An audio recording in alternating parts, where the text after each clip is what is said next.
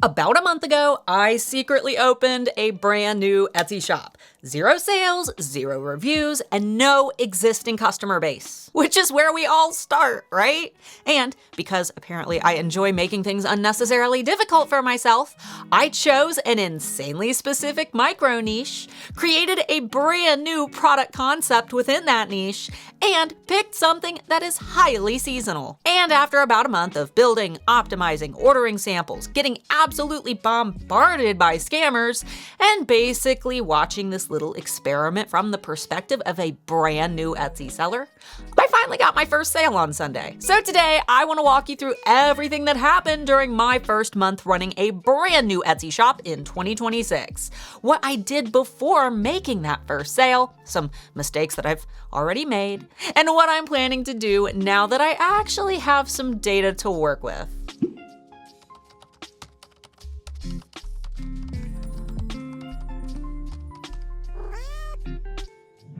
For those who are new here, my name is Starla, founder of the Handmade Alpha Academy for Etsy sellers and manager at erank.com, Etsy's most popular SEO tool. And obviously, I spend a lot of time teaching Etsy sellers. But one of the biggest reasons I wanted to start a completely new shop was because I haven't personally experienced the Etsy new seller experience in quite a while, especially since Etsy changes constantly. The onboarding process changes, search changes, the tools sellers have access to change, the scams change. Oh boy, have the scams changed. And because I create tutorials both here on my channel and over at the eRank YouTube channel, I also needed a real shop that I could use to collect screen recordings and demonstrate things without constantly having to blur out private information from one of my older businesses. So Ground Posh was born. My new shop, Ground Posh, is a printify print-on-demand shop focused specifically on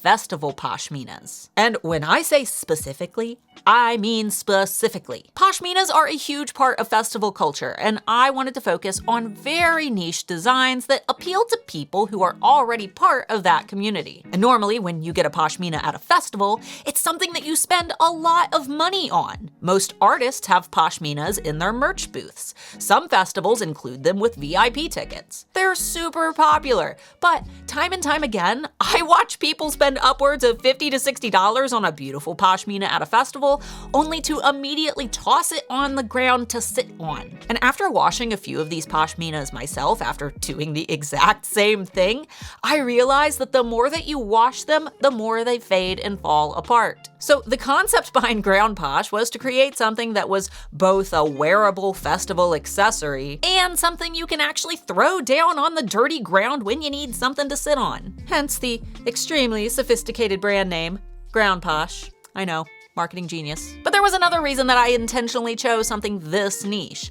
I wanted this shop to struggle a little bit. And that probably sounds weird and masochistic. Obviously, I want the shop to eventually succeed. But if I started a shop selling something with massive existing demand or built it around broad keywords with millions of shoppers already searching for those products, I wouldn't necessarily be experiencing the same problems that most brand new Etsy sellers experience. One of the biggest questions that I hear constantly is, how do I get visibility when no one knows my shop exists? So I wanted to build a brand where I would have to solve that problem myself with a small niche, very limited search volumes, and a product that is extremely seasonally specific. And because Ground Posh is a new concept within an already small niche, I also have the additional challenge of figuring out how to reach shoppers who might want the product even if they aren't necessarily searching for the exact thing that I'm selling. Which is where this experiment gets really interesting. Before I even started worrying about Etsy SEO, I wanted Ground Posh to feel like an actual brand. So one of the first things that I did was buy the domain. I set up a domain email address, and I started building an email list. Now obviously when your shop has 0 customers, your mailing list also has approximately 0 people on it. But I think this is something that sellers tend to put off for way too long. They think, hey, I'll start my mailing list once I actually have customers. But the problem is, every customer that you get before you start building that list is potentially a customer that you never have a way to reach again outside of Etsy. So I wanted that infrastructure in place from the beginning, even if nobody was signing up yet. I also started ordering samples. a lot of samples.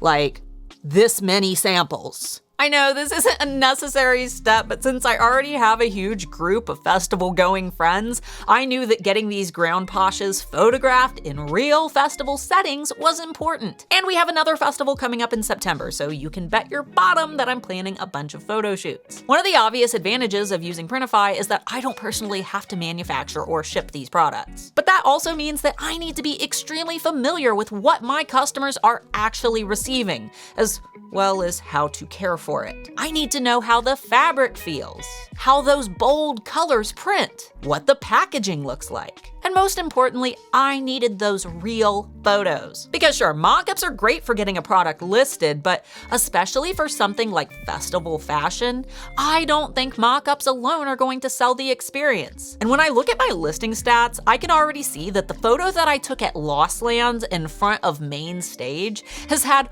way more views than the mock-up versions that I'm experimenting with in my A/B split tests. People need to see them being worn. They need to see what they look like outside. They need to see how big they are. So I also sent out some influencer samples specifically so I could get photos and content. And I just had another giant round of samples arrive, which means that my next step is basically bribing several of my friends into doing a ground posh photo shoot with me. Now, I did make one mildly annoying mistake during this process, which I'm sure a few POD gurus will probably yell at me down in the comments. I designed these really cute little packaging inserts, which Printify allows you to do through some of their print providers. They match the ground posh branding, explain some of the product features, and I had this whole little branded unboxing experience planned. Very cute, very professional.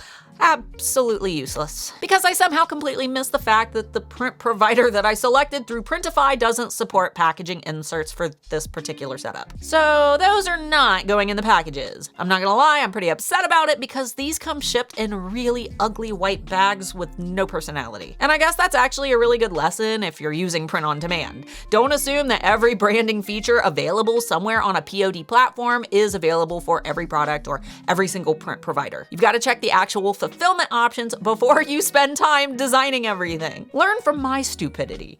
And be sure to order at least one sample so you know what customers will be getting in the mail. Now, while all of this was happening, I also started working on the listings themselves. I optimized my SEO from a variety of angles. On some, I followed Etsy's best practices.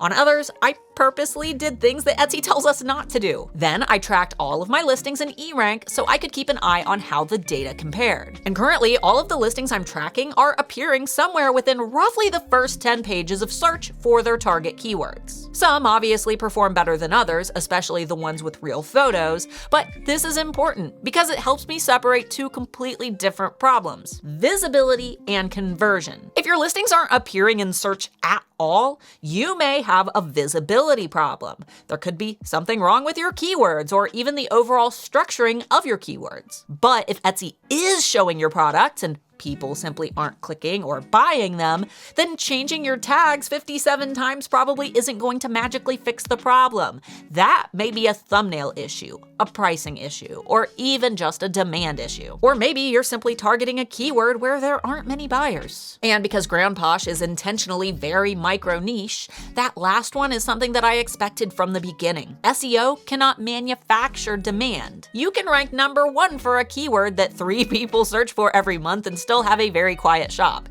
because ranking is only useful when there are actually shoppers on the other side of that keyword. Which is why I'm also planning to connect Google Analytics as soon as possible. I actually would have done it sooner, but I need to record the whole process for a tutorial video over on the eRank channel, so keep an eye out for that. But Google Analytics is an insanely important and highly underrated step, because I want as much information as I can reasonably collect about where traffic is coming from and how people are moving through the brand as I start marketing outside of Etsy. With Google Analytics, you can see exactly which keywords lead to sales, as well as which listings your products are being recommended under. And that is data that you can only get with Google Analytics. Now, let's talk about something that every new Etsy seller apparently gets to experience now: scammers. Oh my God. Within my first 2 days of listing products, I received 23 scam messages. Thankfully, only one was through Etsy messages directly, with the others all landing in my shop connected email address, But still, 23. That is insane. And it was the usual fake Etsy support nonsense. Congrats on your first order. Now click on this sketchy link to release your funds. Your shop has been suspended. Click this link to get it back. We have money for you. Your payment info just needs to be confirmed. Click this link to enter all your bank details. Basically, every variation of, please give us your financial information. Guys, please be careful if you're new. Fortunately, after those first couple of days, it did quiet down significantly. But seeing that from the perspective of a completely new seller was honestly pretty eye-opening. Imagine opening your first Etsy shop, being nervous about whether you set everything up correctly, and immediately getting a message that looks urgent and tells you that there's something wrong with your account. As with everything when it comes to business, please be extremely suspicious of messages that pressure you to leave Etsy, scan random QR codes, enter financial information somewhere else, or verify your account through some weird external process. When in doubt, go directly into your Etsy account and check for official notifications there. And don't trust a random message just because the profile picture has an Etsy logo. Now, the actual shop setup process was also noticeably different from the last time that I opened an Etsy shop.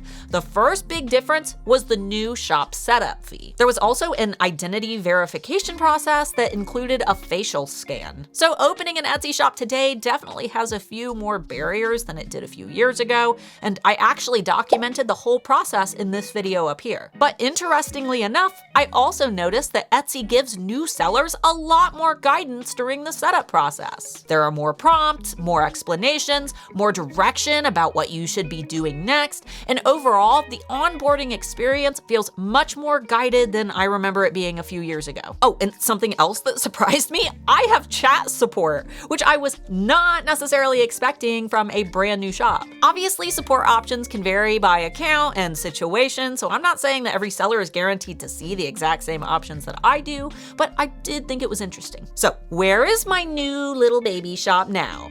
After about a month of all this, building the brand, ordering samples, optimizing listings, tracking rankings, getting attacked by 23 fake Etsy employees, I finally got my first order on Sunday. And interestingly, the first design that sold was a dinosaur pashmina, which immediately gives me something useful. In September, Lost Lands is coming up. For anyone unfamiliar, Lost Lands is a huge dinosaur-themed music festival. So the timing makes sense, and here is currently a very obvious seasonal reason why someone in my target audience might be shopping for dinosaur-themed festival gear. And that tells me that I probably need more dinosaur designs. I can see an intersection between my product, my customer, and an upcoming event that creates buyer intent. And this is going to be one of my biggest priorities moving forward. I want to watch which products get the most traction, which designs get views, clicks, and favorites, and eventually which themes actually convert into sales. Then I can start building outward from those patterns. If people consistently click my dinosaur designs more than everything else, I should probably test more dinosaurs. If a certain color palette performs better, I can test more designs using those colors. Once your shop starts getting traffic, your customers begin telling you what they want through their behavior. You just have to pay attention to what they're telling you through data. Now, in the future, something that I'm planning to test is expanding slightly outside of the exact micro niche by creating some festival adjacent products and designs that give ground posh opportunities to appear in broader searches. I'm considering fanny packs, bucket hats, or mini festival safe clear bags. I just need to test out a few samples and see which items actually feel like something that I'd personally carry to a festival before deciding. But I do think that expansion will be important, because if the only people who can find me are shoppers typing in extremely specific variations of festival pashmina into Etsy,